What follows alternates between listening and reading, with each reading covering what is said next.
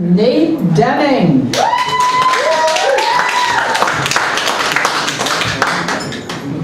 Shake my hand. There it is.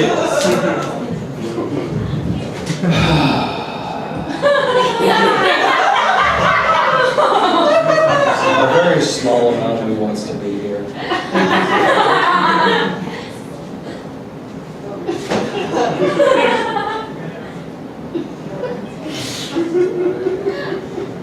So I've got two dads. I feel like that's pretty peculiar. Not everybody has two dads, but I'm on a lower rung of obscurity because only one of my dads is gay.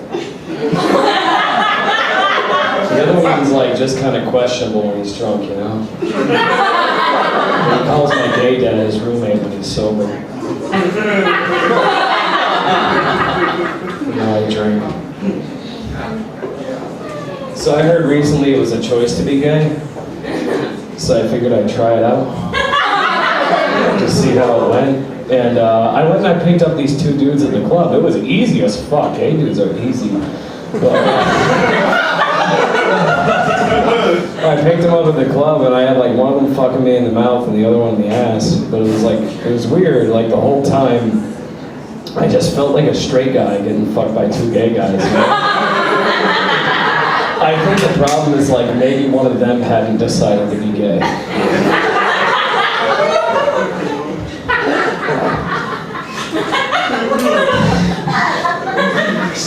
So you ever get a blowjob and you have to piss and hope for the best?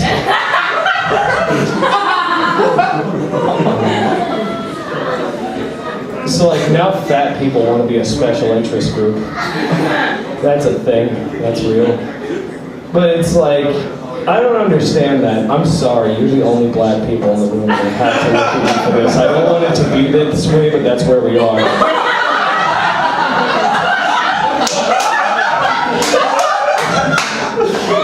You can't look at a black you can't look at a black guy and be like, how did you get so black?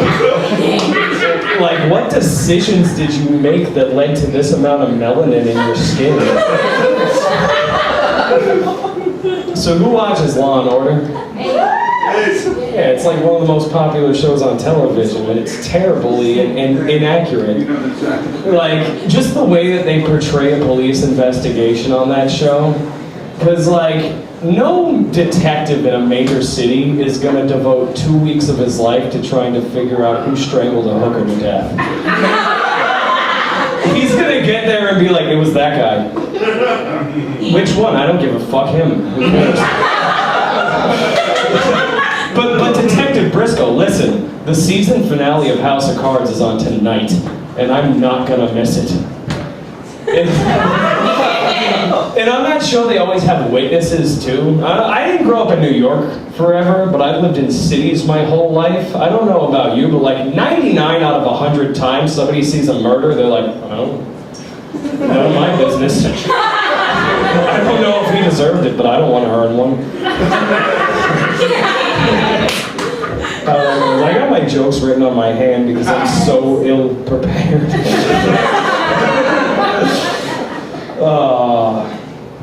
So, I like to make my audience feel comfortable. I'm going to talk to you guys about incest. It happens. It's not as popular as it used to be, at least like not in the northern part of the United States. But it's there. And I can't say I don't understand it. Like, I don't condone it, but I understand it. Because, like, maybe you got a really hot cousin. And, like, you're just sitting there at Christmas dinner looking at her across the table like, God damn. If they come out with an extra eye, it's fucking worth it. Like, I had fun, she had fun, that's all that matters at the end of the day, right? So then she goes out to the garage to smoke a cigarette. You can't smoke inside, you know, Grandma's got emphysema, everybody will get all crazy if you light up in there, hypothetically speaking, of course. But, so you follow her out to the garage and you just like walk up next to her like, so hey Kelsey, I hear you're in community college. You gotta start a communication, there's gotta be a conversation, and she starts yapping on about some shit you don't fucking care about. But all the while, you're just inching closer. a little bit closer. You get close enough, you keep the conversation going. Oh my God, you gotta keep up that 3.5 GPA, that's so important. But you get close enough. You get close enough and you start inching the arm over. You can't plop it right down. She's like, you're my cousin, what the fuck are you doing?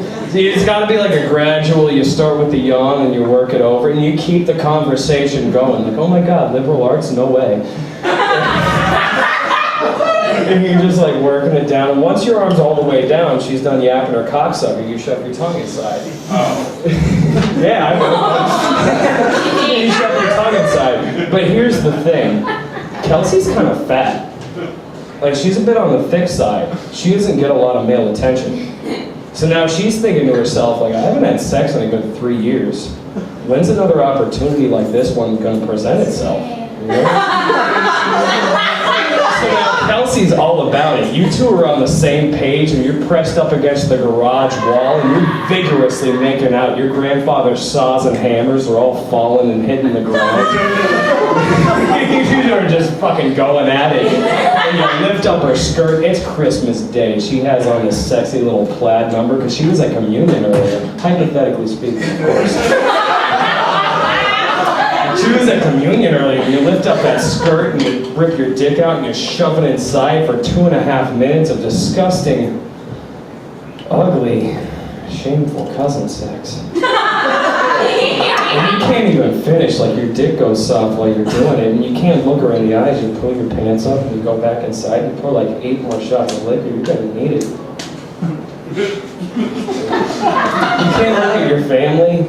You can't talk to them about it. Like, you just fucked your cousin. These words are like accurately reverberating through your head. You just fucked your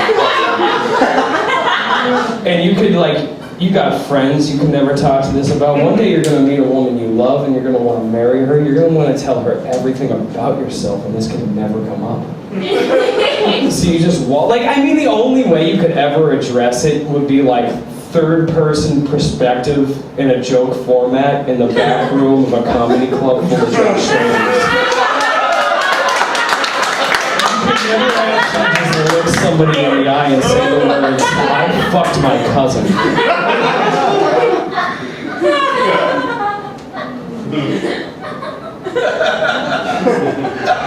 I need to go think for a while.